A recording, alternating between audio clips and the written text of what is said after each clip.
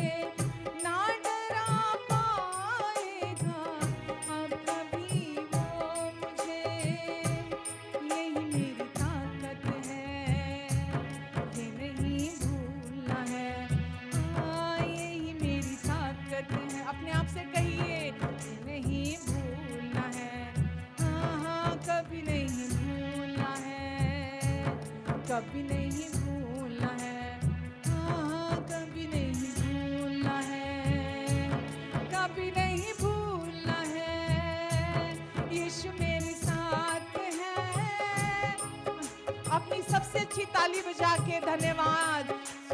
पहने हूँ मुझ में वो जिंदा है, यीशु मेरे साथ है, यीशु मेरे अंदर है, यीशु को मैं पहने हूँ मुझ में वो जिंदा है, यही मेरी ताकत है, ये नहीं भूलना है। हाँ, यही मेरी ताकत है, ये नहीं भूलना है। हाँ, कभी नहीं भूलना है, कभी नहीं भूलना है।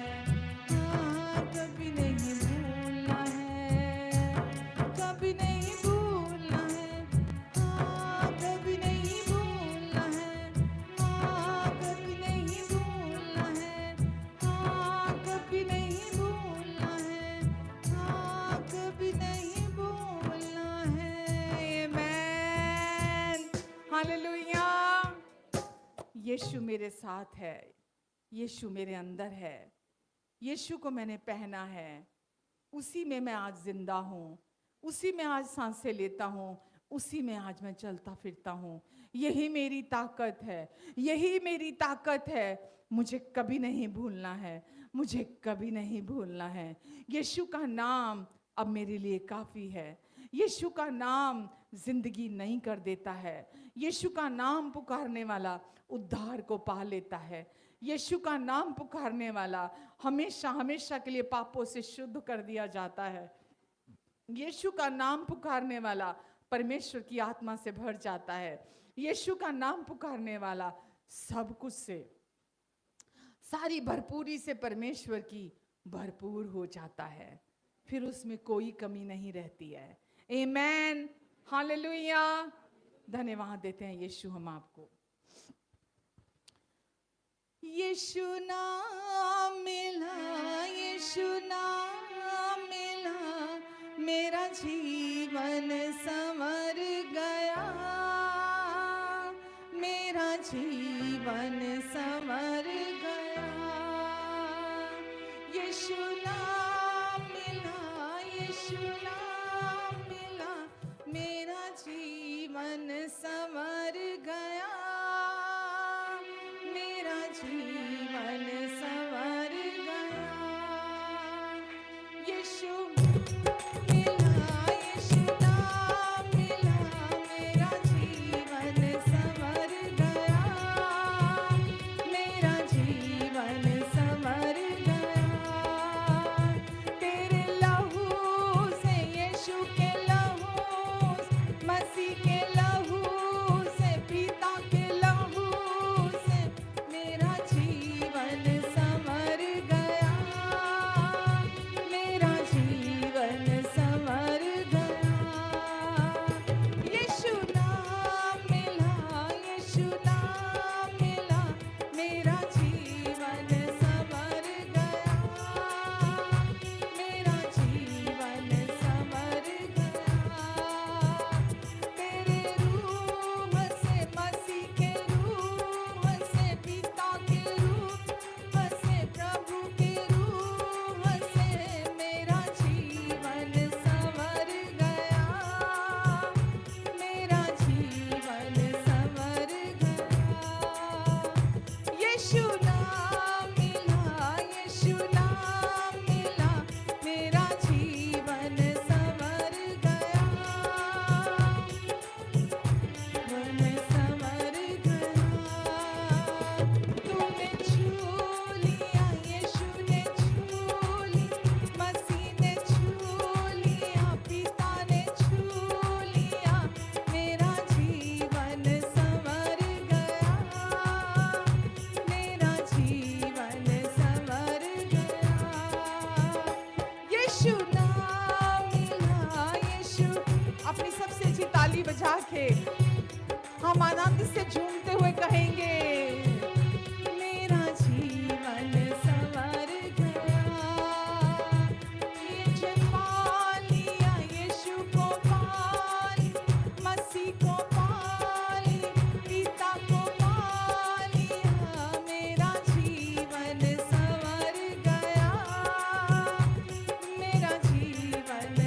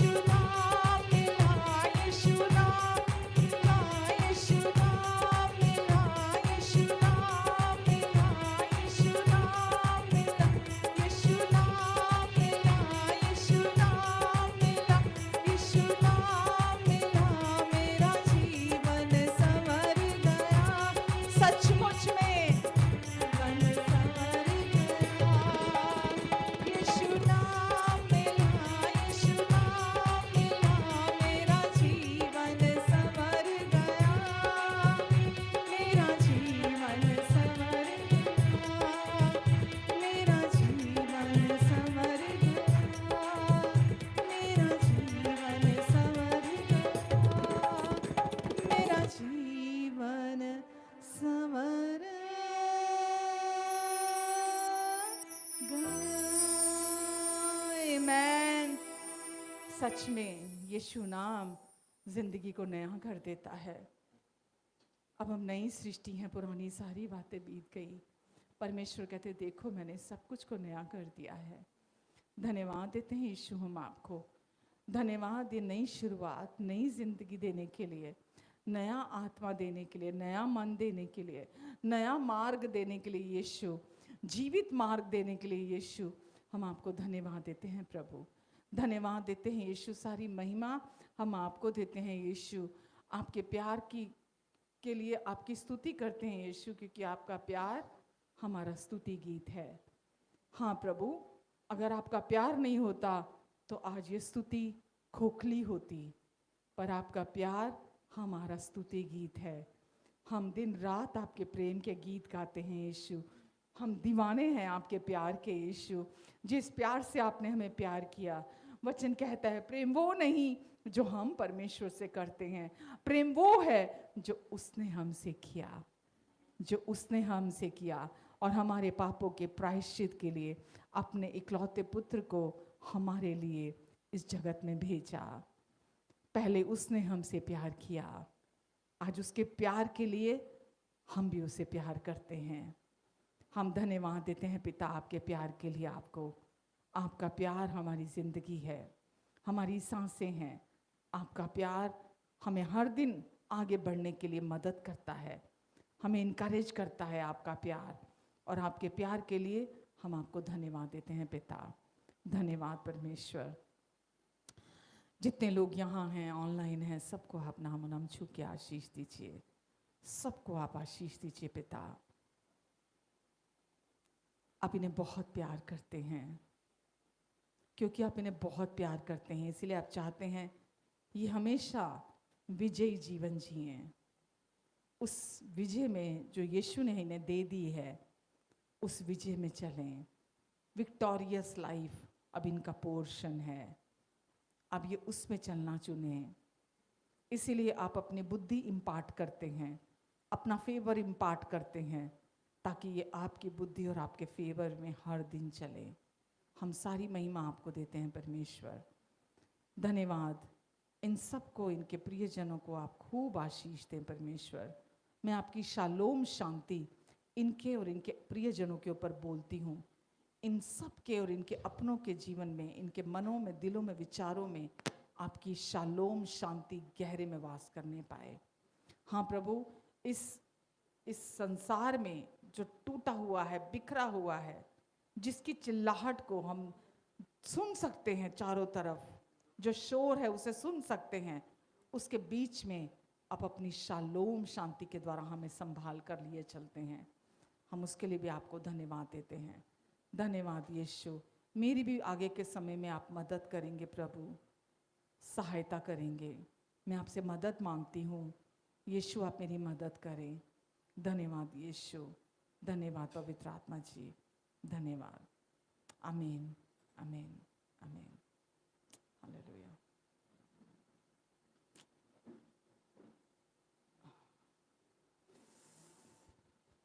God bless you all. प्रभु यीशु के नाम से आप सबका स्वागत करती हूँ। जितने लोग यहाँ मौजूद हैं, जितने लोग ऑनलाइन हैं, आप सबका स्वागत करती हूँ प्रभु यीशु के नाम से। आमीन। धन्यवाद देते हैं यीशु को, उनके प्यार के लिए हम धन्यवाद देते हैं उन्हें। आमीन। हालेलुया। कैसे हैं सब? बहुत अच्छे। लाइफ कैसी चल रही है? हाँ, बहुत अच्छी। आमीन। आमीन, आमीन। परिवार में सुख शांति है, बच्चों के साथ, अपने पार्टनर के साथ। वही लाइफ तो परमेश्वर हमें देने आए कि तुम मेरे हो। अब तुम्हारे घर शांति के घर होंगे, विश्राम के स्थान होंगे। अब वहाँ पर कोई रोना, आंसू, पीड़ा नहीं होएगी। तुम्हारे घर शांति के घर होंगे। आमीन। इसीलिए आज हम परमेश्वर को धन्यवाद देते हैं कि हमारे घरों को उन्होंने सुख का घर बना दिया है, शांति का घर बना दिया है, विश्राम का स्थान बना दिया है। आमेन, हालेलुया। तो वचन में चले। आमेन। तो एक वचन पहले निकालेंगे, पहला कुरिन्थियों 1 का शायद 28 है या 29 है।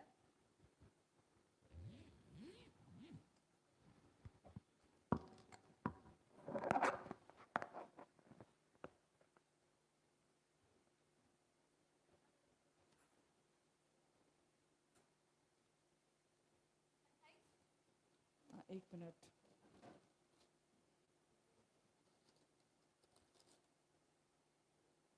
हाँ, 30। परंतु उसी की ओर से तुम मसीह यीशु में हो, जो जो परमेश्वर की ओर से हमारे लिए ज्ञान ठहरा, अर्थात धर्म और पवित्रता और छुटकारा। अर्थात यहाँ लिखा है, धार्मिकता। परंतु उसी की ओर से तुम मसीह यीशु में हो, जो परमेश्वर की ओर से हमारे लिए ज्ञान ठहरा।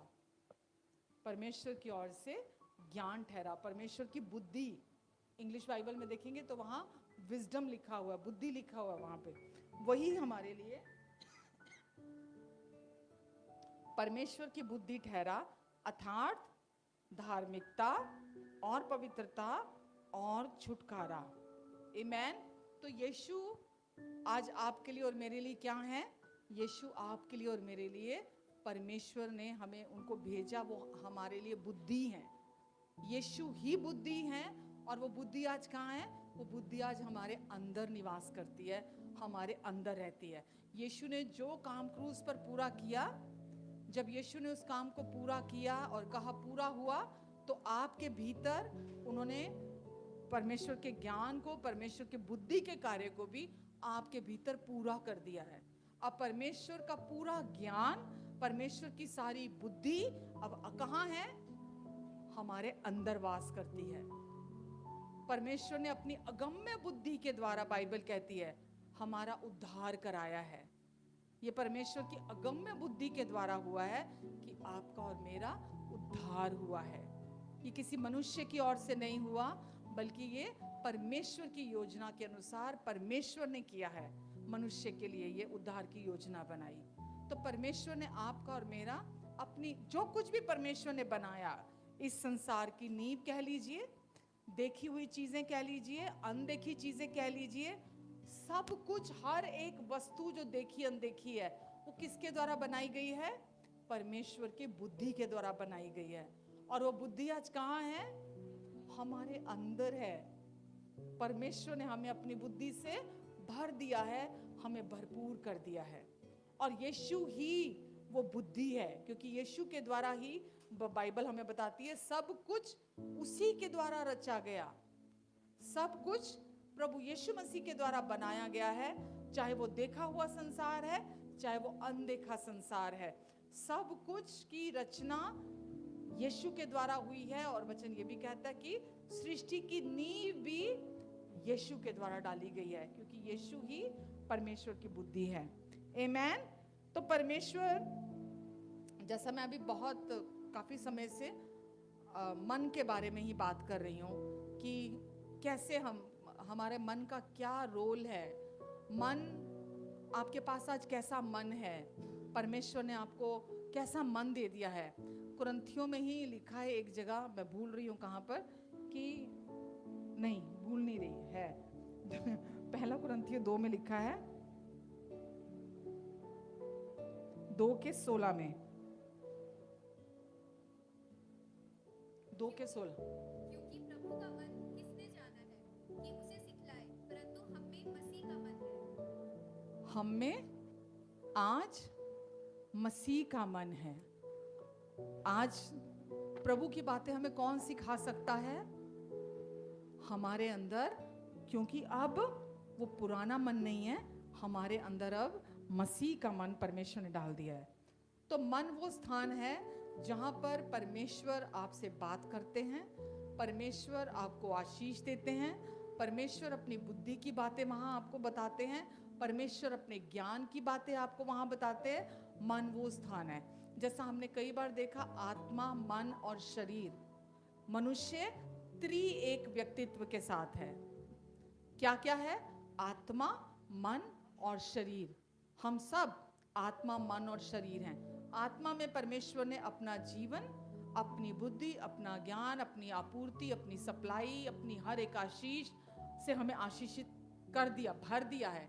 और हमारा मन वो स्थान है जहाँ परमेश्वर हमसे बात करते हैं अपनी समझ, अपने ज्ञान के द्वारा, और फिर हम परमेश्वर की ब्लेसिंग्स को वहाँ से मैनिफेस्ट होते हुए अपने जीवन में देखते हैं बाहर। समझ रहे हैं आप? तो परमेश्वर का वचन हमें हमारे मन में, अपनी सारी बुद्धि को हमारे मन में इकट्ठा करते हैं। कहाँ देते हैं परमेश्वर? हमारे मन में। जब हम वचन सुनते हैं, हम कहाँ रिसीव कर रहे हैं? सुनकर अपने सोचों में, अपने विचारों में, अपने मन में हम परमेश्वर के वचन को रिसीव करते हैं। और जो परमेश्वर के वचन को अपने अंदर रिसीव करता है, वो परमेश्वर की बुद्धि को अपने अंदर रिसीव करता है, बुद्धि को अपने अंदर ग्रहण करता है। भजन संहिता 51:6। देख, तू हृदय की सच्चाई से प्रसन्न होता है और मेरे मन ही में ज्ञान सिखाएगा। परमेश्वर किससे प्रसन्न होते हैं? परमेश्वर कहते हैं, देख, वो हृदय की सच्चाई से प्रसन्न होते हैं। और कहाँ ज्ञान सिखाते हैं? हमारे मन में ही ज्ञान सिखाते हैं। तो जो कुछ भी है वो मनुष्य के मन में भरा हुआ है। चाहे वो सांसारिक ज्ञान है, जब से हम इस दुनिया में आए, जब से हम पैदा हुए, जो कुछ भी हमने सीखा वो कहाँ भरा होता है? वो हमारे मन में ही भरा होता है। पुराने मनुष्यत्व में, जो पुराने मन में हमने जो सीखा था। लेकिन अभी हमारे अंदर वो पुराना मन नहीं है। हमारे अंदर अब क्या है? अब मसीह का मन है हमारे अंदर। अब कौन सा मन है? अब परमेश्वर ने हमें नया मन दे दिया है। और परमेश्वर कहाँ ज्ञान सिखाएंगे? हमें क्या लिखा है? और मेरे मन ही में तू ज्ञान सिखाएगा। तो परमेश्वर कहाँ अपना ज्ञान हमें सिखाते हैं? हमारे भीतर, हमारे मन के अंदर अपने ज्ञान को सिखाते हैं। आमेन। तो जब परमेश्वर से आप उनकी बुद्धि को, उनके समझ को आप रिसीव करते हैं, तो वो क्या क्या लेके आती है मालूम आपके लाइफ में? जब आप यहाँ खड़े, मैं यहाँ खड़ी हूँ, यहाँ से आप परमेश्वर का वचन सुन रहे हैं, तो परमेश्वर यहाँ अपने वचन के द्वारा, वचन कौन है? यीशु। यीशु कौन है? वही परमेश्वर की बुद्धि है। जब आप परमेश्वर के वचन को सुन रहे हैं, तो आप परमेश्वर की बुद्धि को सुन रहे हैं। और जब आप परमेश्वर की बुद्धि को रिसीव करते हैं अपनी लाइफ में, तो क्या आता है आपकी लाइफ में? क्या आता है आपकी लाइफ में? हर एक आशीष मैनिफेस्ट होती है आपकी लाइफ में। आप अच्छी हेल्थ में चलने लगते हैं, है ना? आप लंबी आयु जीते हैं। आपके पास किसी धन संपत्ति की कमी नहीं होती। जो भी आपकी ज़रूरतें हैं वो सारी फुलफिल होती हैं। आपको परमेश्वर सम्मान दिलाते हैं, खड़ा करते हैं। लोग आपको इज्जत देते हैं, लोग आपको सुनना चाहते हैं, लोग आपके साथ कंपनी करना चाहते हैं, आपके साथ बैठना चाहते हैं। जब आप परमेश्वर के ज्ञान को, परमेश्वर की बुद्धि को अपने अंदर रिसीव करते हैं, जब परमेश्वर की बुद्धि आपके अंदर फूलने लगती है, तो आपके जीवन में ये फ्रूट उसका दिखाई देता है, ये फल उसका दिखाई देता है। समझ रहे हैं आप चिड़चिड़े, शिकायती, निंदा चुगली करने वाले, बुरा मानने वाले, विरोध करने वाले, आप फिर वो व्यक्ति नहीं होते हैं। आप वो व्यक्ति होते हैं जो बुद्धि से भरा हुआ होता है। जब आप मुंह खोलते हैं तो परमेश्वर की बुद्धि की बातें आपके मुंह से निकलती हैं। आप परमेश्वर की बुद्धि की बातें आप करते हैं जब आप परमेश्वर से रिसीव करते हैं उसको। तो आमेन। आनंद आपके जीवन में होता है, शांति आपके जीवन में होती है। ये सब किसके द्वारा प्राप्त होती है? हमें परमेश्वर से प्राप्त होती है। उनकी समझ प्राप्त करने से, उनकी नॉलेज। जब आपको परमेश्वर की समझ, उनकी नॉलेज कि वो कौन है, वो कैसे हैं, वो क्या है, उन्होंने यीशु को क्यों भेजा, उन्होंने मेरे लिए क्या कर दिया, यीशु ने मुझे क्या दे दिया, यीशु के क्रूस पर पूरा हुए काम से मुझे क्या मिल गया, है ना? सबसे मेन तो क्या है? धार्मिकता और परमेश्वर का अनुग्रह। क्या मिला? परमेश्वर की धार्मिकता और परमेश्वर का अनुग्रह। जब आप परमेश्वर की बुद्धि को रिसीव करते हैं, तो परमेश्वर की धार्मिकता और परमेश्वर के अनुग्रह को रिसीव करते हैं। क्योंकि परमेश्वर की धार्मिकता मतलब वो गिफ्ट है हमारे लिए जिसके बिना अनुग्रह भी काम नहीं कर सकता। तो जितना बुद्धि में आप बढ़ते हैं उतना परमेश्वर की धार्मिकता में और अनुग्रह बढ़ते नहीं, वो आपके जीवन से फ्लो करता है, आपके जीवन से बहता है। परमेश्वर की धार्मिकता, परमेश्वर की पवित्रता, परमेश्वर की बुद्धि, परमेश्वर का छुटकारा आपके जीवन से दिखाई देगा कि आपने छुटकारा पाया हुआ है। अब आप वो पुराने पापी व्यक्ति नहीं है, वो बंधनों में पड़े हुए जो था पहले, पाप का गुलाम था जो पहले, अब आप वो व्यक्ति नहीं है, अब आप एक नए व्यक्ति हैं। इवन देन के बाहर वाले अभी व्यक्ति आपको देखकर समझ जाएगा कि आपके अंदर अब कौन रहता है, आपके अंदर अब परमेश्वर की बुद्धि काम कर रही है। क्योंकि जब आप मुंह खोलेंगे तो संसार की तरह मुंह नहीं खुलेगा आपका। जैसे संसार बकवादी बातों के लिए, झूठ बोलने के लिए, चुगली करने के लिए हर टाइम उनका मुंह खुलता है, तो वो उनकी गलती नहीं है, बट क्योंकि उनके अंदर परमेश्वर की समझ, उनका ज्ञान नहीं है, परमेश्वर की बुद्धि काम नहीं कर रही है, इसलिए उनका मुंह इन बेकार की बातों के लिए खुलता है। पर आपके अंदर और मेरे अंदर परमेश्वर ने अपना ज्ञान डाला है। तो ये मैंने बोला, हमारे अंदर परमेश्वर का जीवन, परमेश्वर का आनंद, परमेश्वर की शांति, धन संपत्ति, इज्जत, हाँ, लंबी आयु, ये सब कुछ हमें प्राप्त होता है जब हमारे अंदर परमेश्वर की बुद्धि, परमेश्वर का ज्ञान हमारे अंदर काम करता है। आमेन। तो कहाँ पाया जाता है कि ये समझ और बुद्धि कहाँ होती है? हाँ, इंसान के मन में। आप सब ने वो सुलेमान की कहानी सुनी होगी। सुलेमान एक दिन, दाऊद राजा मर जाता है, अब दाऊद की गद्दी पर सुलेमान बैठता है, और सुलेमान छोटा सा था, मतलब 20 साल के आसपास उसकी उम्र थी। अब वो बहुत छोटा है, इतना बड़ा राजपाट है उसके सामने, और वो इतना बड़ा है उसका साम्राज्य। अब वो घबराता है कि मैं तो छोटा बच्चा हूँ, तो और वो अपने पिता के, अपने दाऊद को पिता को देखता हुआ आया है कि वो कैसे परमेश्वर को पर भरोसा करता आया है दाऊद, और कैसे वो बलि प्रथा करता है, या उसके परमेश्वर की उपासना करता आया है। तो उसने छुटपन से देखा है दाऊद को, और वो भी, सुलेमान भी परमेश्वर पर भरोसा करता है। तो एक दिन वो बड़ा छोटा है अभी बहुत, तो परमेश्वर उसके सामने रात को लिखा स्वप्न में प्रकट होते हैं और उसको पूछते हैं सुलेमान को कि सुलेमान, तू क्या चाहता है मेरे से, कि मैं तुझे क्या दे दूं? तो सुलेमान बोलता है, क्योंकि वो पहले ही बहुत मतलब बेचैन होता है कि मैं कैसे संभालूंगा सब कुछ। वो बोलता, मुझे तो बुद्धि दे दो, बस मुझे सिर्फ आप बुद्धि दे दो, मुझे सिर्फ बुद्धि चाहिए। और सच्ची बोल रही मैं आपको, एक मैच्योर जो मसीही है, एक परिपक्व जो मसीही है, वो उसकी ये प्रार्थना कभी बंद नहीं होती है। उसकी ये प्रार्थना, क्योंकि उसको पता है कि परमेश्वर की बुद्धि जो कर सकती है, परमेश्वर की बुद्धि, क्योंकि परमेश्वर खुद बुद्धि है, और वो आगे का सब कुछ देख सकते हैं। आगे क्या मोड़ आने वाला है, आगे आपकी लाइफ में क्या क्या परिस्थिति आने वाली है, क्या घटना होने वाली है, वो सब जानते हैं।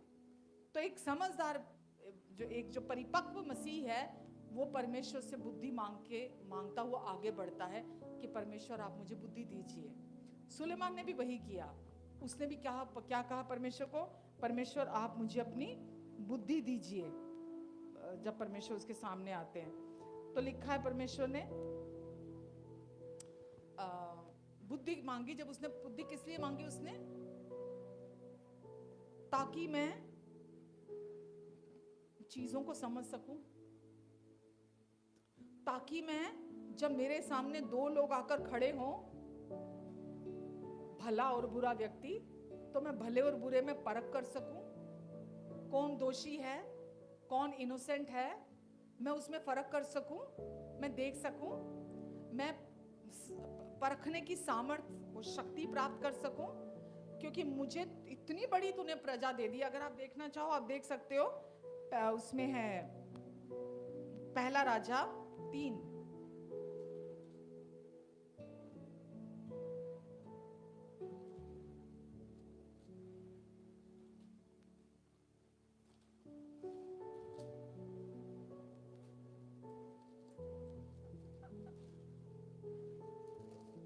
का 5 से 15।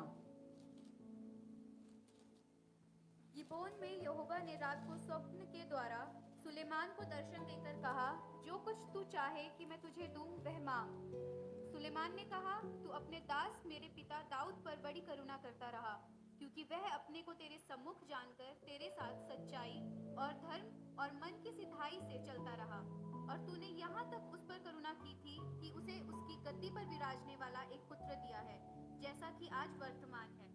और अब हे मेरे परमेश्वर यहोवा, तूने अपने दास को मेरे पिता दाऊद के स्थान पर राजा किया है, परंतु मैं छोटा लड़का सा हूँ जो भीतर बाहर आना जाना नहीं जानता। फिर तेरा दास तेरी चुनी हुई प्रजा के बहुत से लोगों के मध्य में है, जिनकी गिनती बहुतायत के मारे नहीं हो सकती। तू अपने दास को अपनी प्रजा का न्याय करने के लिए समझने की ऐसी शक्ति दे कि मैं भले बुरे को परख सकूं, क्योंकि कौन ऐसा है कि तेरी इतनी बड़ी प्रजा का न्याय कर सके। इस बात से प्रभु प्रसन्न हुआ कि सुलेमान ने ऐसा वरदान मांगा है। तब परमेश्वर ने उससे कहा, इसलिए कि तूने ये वरदान मांगा है और न तो दीर्घायु और न धन और न अपने शत्रुओं का नाश मांगा है, परंतु समझने के विवेक का वरदान मांगा है। इसलिए सुन, मैं तेरे वचन के अनुसार कहता हूँ, तुझे बुद्धि और विवेक से भरा मन देता हूँ, यहाँ तक कि तेरे समान न तो तुझसे पहले कोई कभी हुआ और न बाद में कोई कभी होगा। फिर जो तूने नहीं मांगा, अर्थात धन और महिमा, वह भी मैं तुझे यहाँ तक देता हूँ कि तेरे जीवन भर कोई राजा तेरे तुल्य ना होगा। फिर यदि तू अपने पिता दाऊद की नाई मेरे मार्गों में चलता हुआ मेरी विधियों और आज्ञाओं को मानता रहेगा, तो मैं तेरी आयु को बढ़ाऊंगा। तब सुलेमान जाग उठा और देखा कि यह स्वप्न था। फिर वह यरूशलेम को गया और यहोवा की वाचा के संदूक के सामने खड़ा होकर होम बलि और मेल बलि चढ़ाए और अपने सब कर्मचारियों के लिए जेबनार की।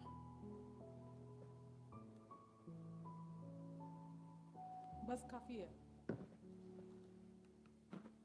पढ़ा आपने। पर उसने बुद्धि मांगी, उसने बोला अपने दास को बुद्धि दे। नई वाचा में आप मांगते हो परमेश्वर से, है क्या नहीं है?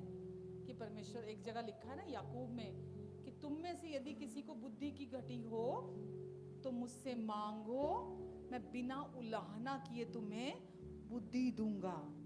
आमीन। तो सुलेमान ने परमेश्वर से बुद्धि मांगी। कहाँ बुद्धि, कहाँ है हमारी?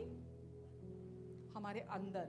जैसा उसने बोला राजा दाऊद ने भजन संहिता 51 में कि तू कहाँ ज्ञान सिखाता है? मन के अंदर सिखाता है। कहाँ ज्ञान सिखाता है? मन के अंदर। तो बुद्धि कहाँ प्राप्त की उसने? अपने मन के अंदर, अपने हृदय के अंदर। मन कहाँ है? आपके हृदय के अंदर ही आपका मन है। आमीन। तो उसने परमेश्वर से बुद्धि मांगी कि मुझे तो बुद्धि दीजिए, मेरे को अंदर कहाँ दीजिए?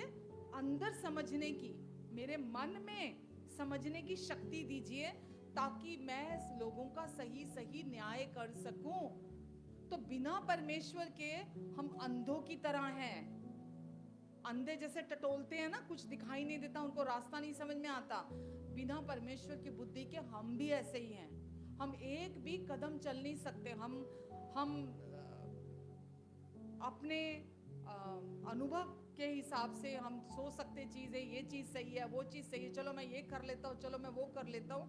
लेकिन सच में जब आप परमेश्वर से उनकी बुद्धि मांगते हैं तो परमेश्वर आपको अपनी अलौकिक बुद्धि के द्वारा आपका मार्गदर्शन करते हैं, आपको रास्ता दिखाते हैं।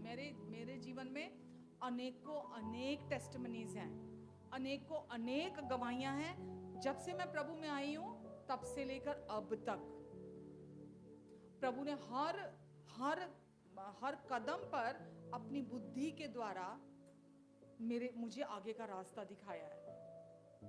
क्योंकि जहां कोई रास्ता नहीं, वहां केवल कौन रास्ता निकाल सकता है?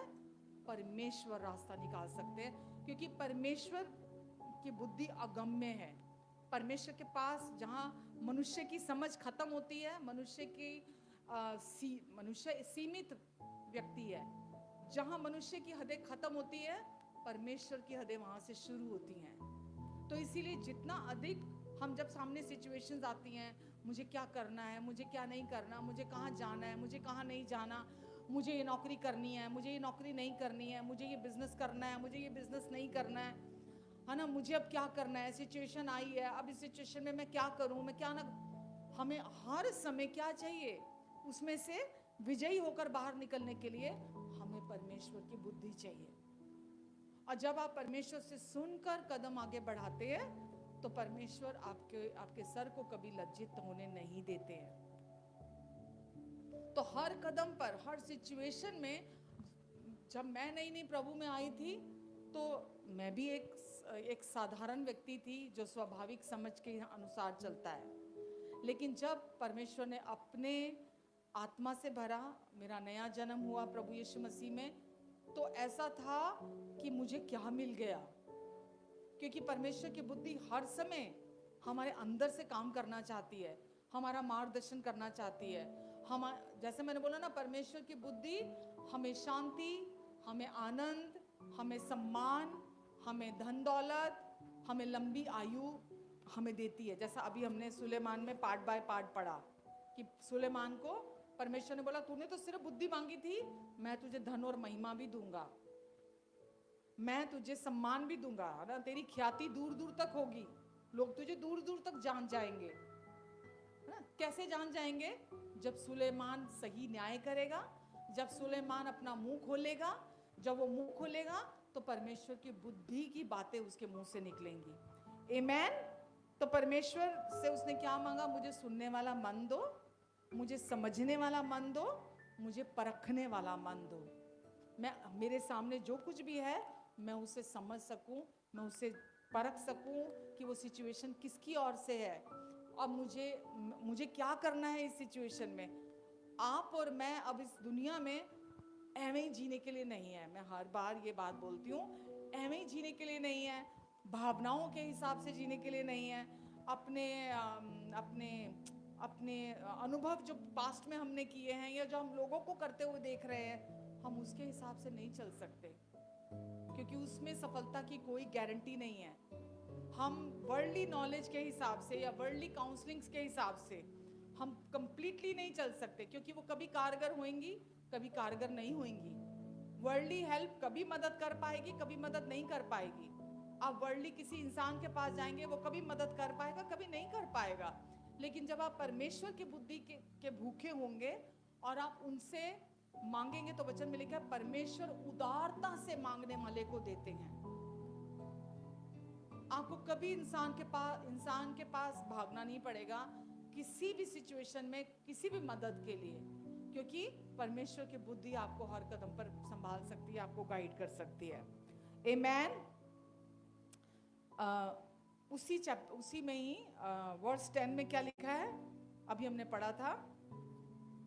इस बात से जब उसने सुलेमान ने जब परमेश्वर ने उसे सवाल किया कि तू मांग, मैं तेरे लिए तुझे क्या दूं, और जब उसने बोला कि मुझे तो बुद्धि दे दे, बस मुझे और कुछ नहीं चाहिए, तो मुझे बुद्धि दे ताकि मैं तेरे लोगों का न्याय तेरी समझ के साथ कर सकूं। तो 10 में लिखा है, इस बात से, हाँ, कि परमेश्वर बहुत खुश हो गए। किस बात से? सुलेमान ने बोला मुझे बुद्धि दे दो। खुश करना चाहते परमेश्वर को, कि परमेश्वर आपकी प्रार्थना सुनकर खुश हो जाए। मांगना परमेश्वर से कि परमेश्वर मुझे अपनी बुद्धि दीजिए, आप मुझे बुद्धि दीजिए। कोई सिचुएशन सामने आ जाए, बाहरी आंखें बंद हो जाएं, क्या दिख रहा है बाहर से, कहां दी परमेश्वर ने उसको बुद्धि? आंतरिक हिस्सा जो दिखाई नहीं देता, जो दिखता नहीं है। परमेश्वर जब आप प्रार्थना करेंगे, मांगेंगे, तो वो उदारता से देते हैं। कहां देंगे? आपके मन में, आपके अंदर देंगे। कैसे देंगे? थोड़ी सी उदारता से देंगे आपको बुद्धि। जब आप होल हार्टेडली, पूरे दिल से परमेश्वर पे डिपेंड होकर चलेंगे, जब आप उनसे बुद्धि मांगेंगे कि परमेश्वर इस सिचुएशन में आप मेरी मदद करें, क्योंकि दुष्ट बैठा हर टाइम मदद करने के लिए, शैतान बैठा हर टाइम सहायता करने के लिए। वो हर टाइम मौजूद है कि आप किसी सिचुएशन में आए, कोई आपका वीक पॉइंट हो, वो बिल्कुल बराबर में है। वो पहले लपक के आता है कि क्या चाहिए, मैं तेरे लिए करता हूं, मैं तुझे देता हूं। लेकिन आपकी आंखें कहीं नहीं लगी हुई है। आपकी आंखें कहां लगी हुई हैं? आपके कान कहां लगे हुए हैं? परमेश्वर की तरफ। जैसे ही सुलेमान ने मांगा, परमेश्वर ने प्रसन्न हो गए उससे, और तुरंत परमेश्वर ने उसको अपनी बुद्धि दी। आमेन। और पहला राजा अध्याय 10 में अगर आप पढ़ेंगे, 10 का 23 पढ़ेंगे, फर्स्ट किंग चैप्टर 10 वर्स 23। इस प्रकार राजा सुलेमान धन और बुद्धि में पृथ्वी के सब राजाओं से बढ़कर हो गया। क्या हो गया? सब राजाओं से बढ़, किस चीज में? धन और बुद्धि में। ये वचन गवाही दे रहा है कि इस प्रकार राजा सुलेमान कहां पर? पृथ्वी के जितने राजा थे, पृथ्वी के सब राजाओं से बढ़कर धन और बुद्धि में सबसे आगे निकल गया। आज की डेट तक अगर सुलेमान का जो धन संपत्ति है, अगर वो गिनी, मतलब उसको देखा जाए वो कितने की थी, अभी तक भी कोई भी राजा ऐसा नहीं हुआ जो इतना धनी है जितना सुलेमान तब था।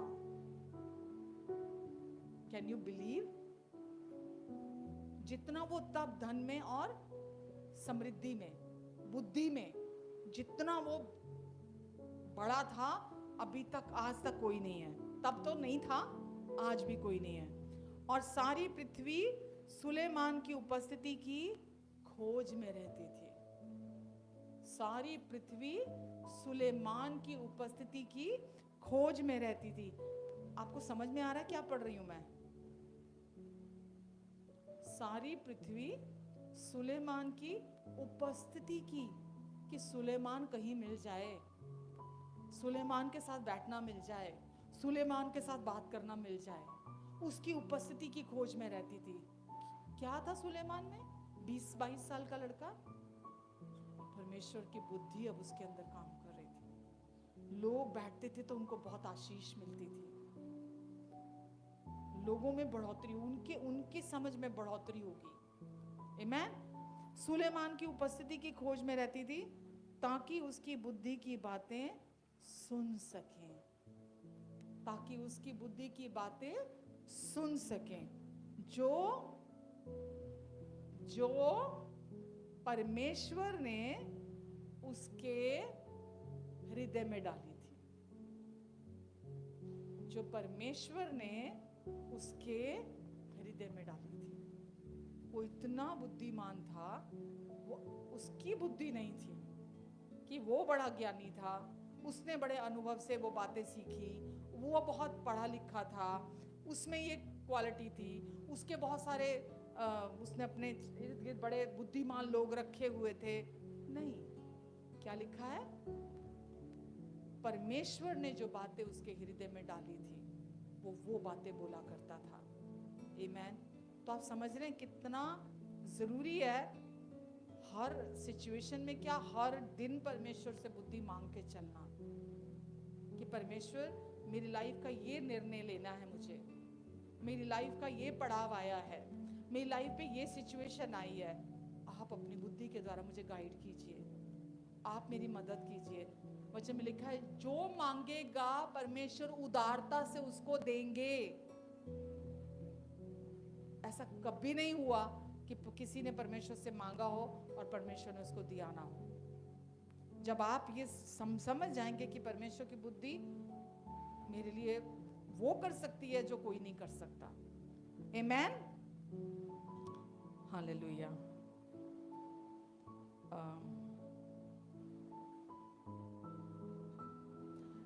लेकिन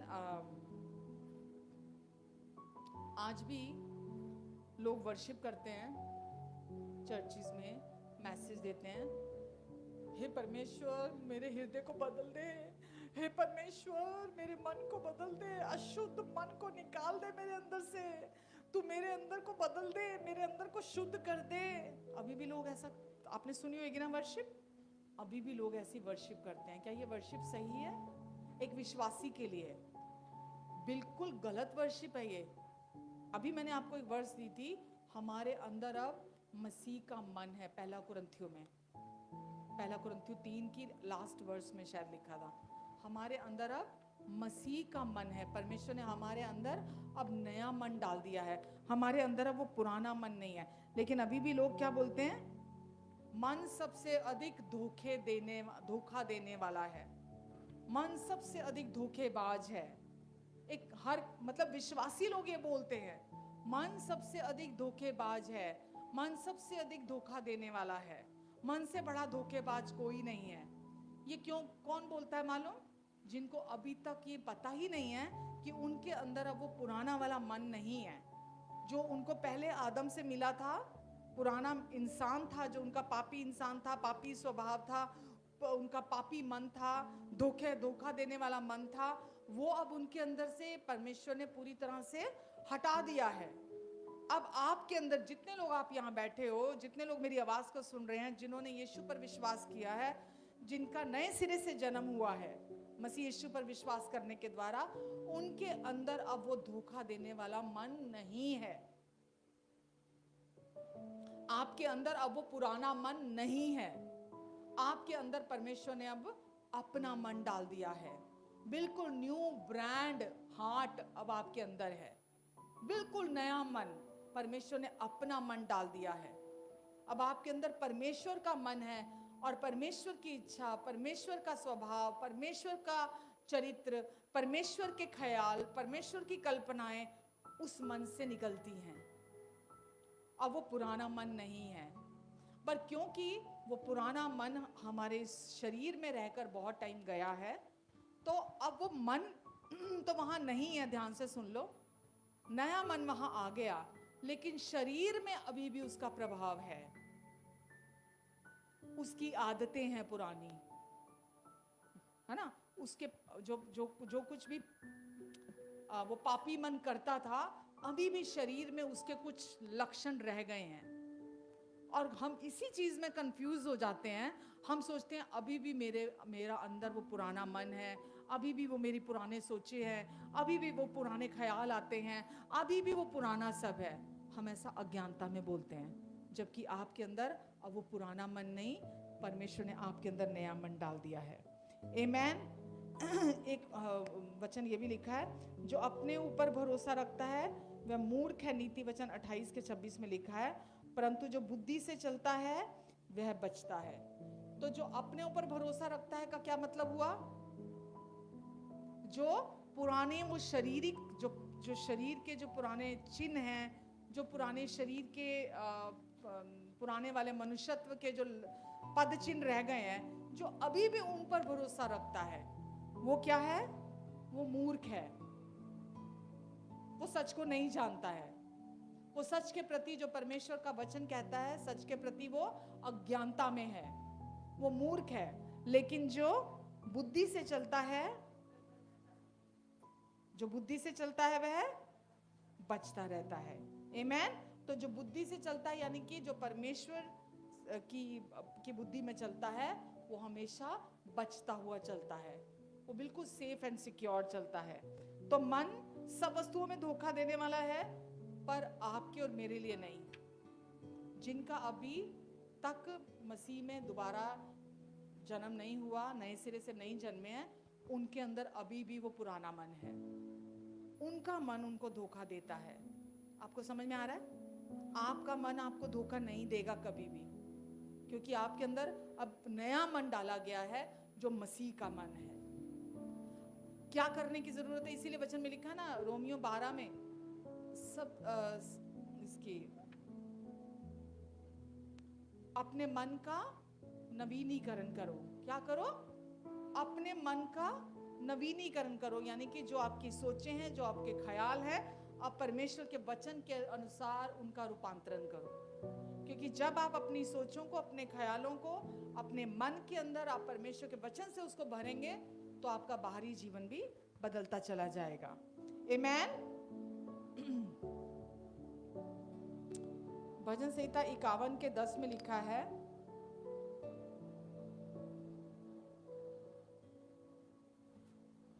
ये दाऊद का भजन है। हे परमेश्वर, मेरे अंदर शुद्ध मन उत्पन्न कर और मेरे भीतर स्थिर आत्मा नए सिरे से उत्पन्न कर। ये किसने लिखा है? ये दाऊद ने लिखा है। दाऊद ने मालूम ये कब लिखा? जब युद्ध के लिए सारे लोग चले गए, दाऊद पीछे घर पे ही रह गया था और वो ऊपर अपने ओसारे में टहल रहा था और बैतशिबा नहा रही थी।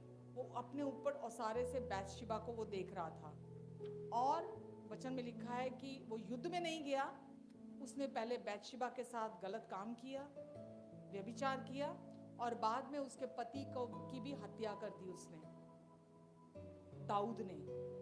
ठीक है, तो दाऊद उसके बाद ये भजन में क्या लिख रहा है? मेरे अंदर शुद्ध मन उत्पन्न कर और मेरे भीतर स्थिर आत्मा नए सिरे से उत्पन्न कर। मेरे अंदर, उसको ये समझ में आने लगा था कि कुछ तो गड़बड़ है मेरे अंदर कुछ तो गड़बड़ है। और उसने वो गड़बड़ पहचानी, दाऊद ने, कि मेरे अंदर लिखा ना उसने, मेरे अंदर क्या कर दे? शुद्ध मन उत्पन्न कर और मेरे भीतर स्थिर आत्मा नए सिरे से उत्पन्न कर। उसको वो समझ में आ रहा था कि जो कुछ भी मैंने बाहर किया है, ये कुछ प्रॉब्लम मेरे अंदर है, ये गड़बड़ मेरे अंदर है।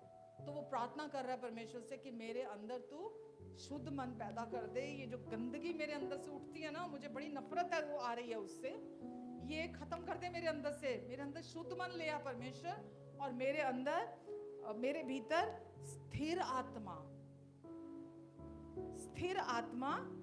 नए सिरे से उत्पन्न कर दे। ठीक है, तो ये दाऊद ने प्रार्थना की थी। वो नए सिरे से नहीं जन्मा था, अभी वो नई वाचा के अंदर नहीं था, वो पुरानी वाचा के अंदर था और उसने ये प्रार्थना की। और उसकी इस प्रार्थना को उत्तर उसके मरने के बाद यहेजकेल की पुस्तक में अगर आप देखेंगे, परमेश्वर ने यहेजकेल को दिया। यहेजकेल की पुस्तक में क्या लिखा है?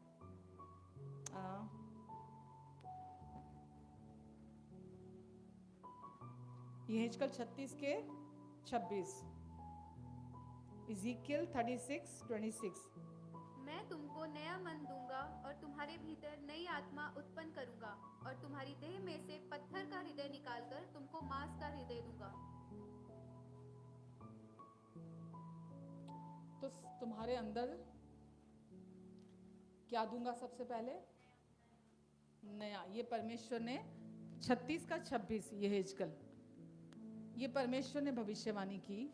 क्या बोला? सबसे पहले मैं तुम्हारे अंदर, अब आपके अंदर क्या है? नया मन। ये परमेश्वर ने यहेजकेल के समय में भविष्यवाणी की थी। तुम्हारे अंदर नया मन दूंगा, तुम्हारे भीतर नई आत्मा उत्पन्न करूंगा, तुम्हारी देह में से पत्थर का हृदय निकालकर तुमको मांस का हृदय दे दूंगा। ये पत्थर का हृदय क्या है? वही धोखा देने वाला मन। पत्थर का हृदय क्या है? वो जो धोखा देने वाला मन था, वो धोखा देने वाला मन अब मैं तुम्हारे अंदर से निकाल दूंगा। तुम्हें अपना मन दूंगा, नया मन दूंगा। तुम्हारा हृदय, तुम्हारी आत्मा को मैं स्थिर कर दूंगा नए सिरे से। जो दाऊद ने प्रार्थना की थी, उस प्रार्थना का उत्तर परमेश्वर ने यहां दिया। और हाँ, और मैं अपना आत्मा तुम्हारे भीतर देकर ऐसा करूंगा कि तुम मेरी विधियों पर चलोगे और मेरे नियमों को मानकर उसके अनुसार करोगे। कि वो अब तुम्हें बाहर से जरूरत नहीं है, अब मैं सब कुछ तुम्हारे अंदर कर दूंगा। मेरी गाइडेंस, मेरी लीडिंग, मेरी डायरेक्शन, जो मुझे जो भी तुम्हें कहना है, जो भी तुम्हें सिखाना है, जो भी तुम्हें गाइड करना है, मैंने वो सब मैं अब तुम्हारे अंदर से मैं करूंगा। वो जीवन तुम्हारे अंदर डाल दूंगा अब मैं। मेरा मन, मेरा दिल, मेरी आत्मा तुम्हारे अंदर सब स्थिर कर दूंगा मैं, और मैं तुम्हें अंदर से गाइड करूंगा। आमीन। परमेश्वर ने ये सब कुछ आपके अंदर कर दिया है। ये काम, ये जो भविष्यवाणी थी, ये आपके अंदर पूरी हो चुकी है। अब आपके अंदर किसका मन है? कहिए मसीह का मन। किसका हृदय है और किसका आत्मा बाप के अंदर है? कैसे आया? जब आपने यीशु पर विश्वास किया, नए सिरे से आपका जन्म हो जाता है। और जब यीशु पर विश्वास करता है कोई, ये किसकी तरफ से होता है? परमेश्वर की तरफ से होता है। सब कुछ हमारे अंदर परमेश्वर कर देते हैं। हम अंदर से नए सिरे से जन्म ले लेते हैं। हम बाहर से वही दिखाई देते हैं, लेकिन भीतर से हम एक नया मनुष्य बन जाते हैं। वो पुराना मनुष्य, पुराना मनुष्यत्व, पापी इंसान, पापी स्वभाव, पापी मन, पापी इच्छाएं, गंदी अभिलाषाएं, वो बुरी बुरी अभिलाषाएं, वो सब उस मन के साथ चली जाती हैं। वो पुराना मन हमारा, परमेश्वर हमारे अंदर लिखा, मैं तुम्हारे अंदर से उस कठोर हृदय को, कौन से हृदय को? कठोर हृदय को निकालकर मांस का हृदय, कोमल हृदय अब मैं तुम्हारे अंदर डाल दूंगा। और परमेश्वर ने अपना कोमल हृदय आपके अंदर डाल दिया है। दुष्ट अभी भी आपको बोलता है, देख तू अभी भी ऐसा है, तू अभी भी बुरा है, तू अभी भी गंदा है, देख तेरा जीवन ऐसा है, देख तू अभी भी अच्छा नहीं है, देख तेरे में अभी भी कमियां हैं। वो अभी भी आपको बोलने आता है, पर क्योंकि आप अज्ञानता में बने रहते हैं, इसीलिए आप उसके भरमाने में आज भी आ जाते हैं। अब उस पुराने मनुष्यत्व का आपके अंदर कोई वजूद नहीं है, पुराने मन का कोई वजूद नहीं है, पुरानी उस मरी हुई आत्मा का कोई वजूद नहीं है आपके अंदर। अब परमेश्वर ने सब कुछ आपके अंदर नया कर दिया है। इसीलिए बाइबल कहती है 2 कुरिन्थियों 5:17 में, अब जो मसीह यीशु में है वो नई सृष्टि है। बिल्कुल पूरी तरह से आप नई सृष्टि हैं। पुरानी सारी बातें बीत गई। आप हिंदू थे, क्रिश्चियन बन गए, मुस्लिम थे, क्रिश्चियन बन गए, बौद्ध थे, क्रिश्चियन बन गए, आप सिख थे, क्रिश्चियन बन गए। ये बिल्कुल गलत बातें हैं।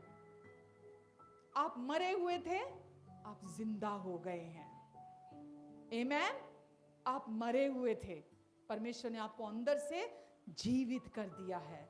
अब आपके अंदर परमेश्वर ने अपना मन डाल दिया है, अपना दिल डाल दिया है, अपना आत्मा डाल दिया है, और आपको अंदर से परमेश्वर ने स्थिर कर दिया है हमेशा के लिए। आमेन। अब आप वो पुराने मनुष्य नहीं है।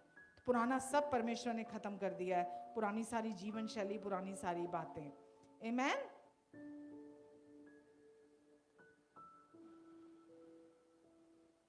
अच्छा, हमारे पास हमारा जो मन है उसके 2 हिस्से हैं, ठीक है? एक है राइट, एक है लेफ्ट। जो राइट साइड वाला है हमारा मन का हिस्सा, वो क्रिएटिव चीजें करने के लिए है, जो राइट साइड है। और जो लेफ्ट साइड है वो है तर्क वितर्क करने के लिए, है ना, आर्ग्यूमेंट करने के लिए, लॉजिक, रीजनिंग, है ना, वो सब के लिए जो लेफ्ट साइड वाला है। जो राइट साइड वाला है वो क्रिएटिव माइंड है हमारा, ठीक है? परमेश्वर कहाँ हमसे बात करते हैं मालूम? तर्क वितर्क वाले में बात नहीं करते परमेश्वर। एक बार मुझे याद है, बहुत साल हो गए, मैं तब नई नई आई थी पंचकुला में तो कोई हमारी चर्च में आते थे, तो जब उन्होंने आना शुरू किया तो बहुत सवाल, बहुत सवाल, बहुत सवाल, घंटों बैठ के, मतलब इतना बात, इतना पूछना, इतना पूछना, इतना पूछना। संडे चर्च नहीं आते थे। मैंने उनको बोला, आप एक काम करो, आप संडे चर्च आना शुरू करो। कुछ नहीं करना आपने, आपके जितने सवाल हैं ना, परमेश्वर आपको सारे सवालों से संतुष्ट कर देंगे, आपको आपके हर सवाल का जवाब देंगे। उन्होंने बोला, सच में ऐसा होगा? मैंने बोला, देख लेना, आपके पास मेरे से पूछने के लिए कोई सवाल ही नहीं बचेगा। एक दिन दिखा दूंगी मैं आपको, ऐसा ही होगा। बोले कि ठीक है। उन्होंने हर संडे चर्च आना शुरू कर दिया। जब उन्होंने हर संडे आना चर्च शुरू हुआ उनका, तो क्या हुआ? क्या हुआ? जो 2 मन की बात कर रही हूं मैं, कौन सा मन जो है वो काम करने लग गया और कौन सा मन वीक हो गया? वो जो तर्क वितर्क करता था, वो उसको फीड नहीं किया उन्होंने। कौन से मन को फीड किया? वो जो क्रिएटिव है, जो परमेश्वर, क्योंकि परमेश्वर के ज्ञान को, परमेश्वर की समझ को, परमेश्वर की बुद्धि की बातों को हम कौन से वाले मन में रिसीव करते हैं? हाँ, क्रिएटिव वाले माइंड में, जहां परमेश्वर हमारे लिए कुछ करते हैं, परमेश्वर हमारे लिए चीजों को तैयार, क्रिएटिव है ना वो, परमेश्वर वहां हमारे लिए नई चीजों को तैयार करते हैं। अपनी बुद्धि की बातों को, अपनी समझ की बातों को, अपनी ज्ञान की बातों को। बोलते हैं ना, तू राइट माइंड में है, ऐसे बोल देते हैं ना, तू राइट माइंड में है, बट एक्चुअली में राइट माइंड ही सही माइंड है। लेफ्ट माइंड जो है वो तर्क वितर्क करने वाला, ऐसा क्यों है, ये क्यों है, ऐसा क्यों नहीं है, वैसा क्यों नहीं है, इसका क्या मतलब, उसका, वो तर्क वितर्क में ही उलझा रह जाता है हमेशा, हर टाइम।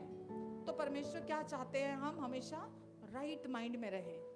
और सच में जब संडे चर्च कोई रेगुलर आता है ना, लगातार आता है, परमेश्वर के वचन को सुनता है, क्योंकि जैसा अभी वचन में हमने देखा, परमेश्वर ने बोला कि मैं अपना मन तुझे दूंगा, अपनी बुद्धि दूंगा, अपने आत्मा तेरे अंदर डालूंगा, मैं तुझे अपनी बातें सिखाऊंगा।